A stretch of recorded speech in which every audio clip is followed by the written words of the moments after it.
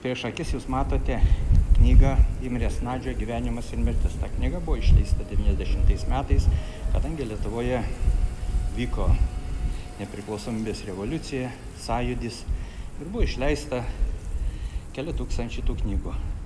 Bet kada aš praėjus 1,5 metų užėjau į knygyną ir pamačiau tas padėtas knygas ir įvertintas po 2 kapeikas, nustebau, sakau, o tai ką jūs dabar darysite, jeigu jų išvis neparduosite? Tai sakome, jos yra paruoštos ir supakuotos išvežti į makulatūros fabriką. Tai sakau, aš tada visas jas perku. Ir taip įsigijau daugiau kaip 100 Imrės Nadžio Gyvenimas ir mirtis knygų.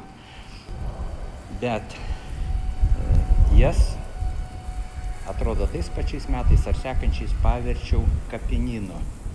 Tiesiog galerijoje čia buvo po balkonu, užklota visa ta erdvė, buvo palikti tarp kapelių praėjimai, tiesiog buvo tokia mini kapinaitės.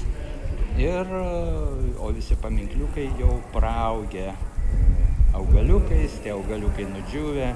Na, kitaip sakant, istorija lyg ir viską primiršta, lyg tai viską užmiršta. Tai šiuo atveju jūs matote tik mažą fragmentėlį iš to 120 knygų.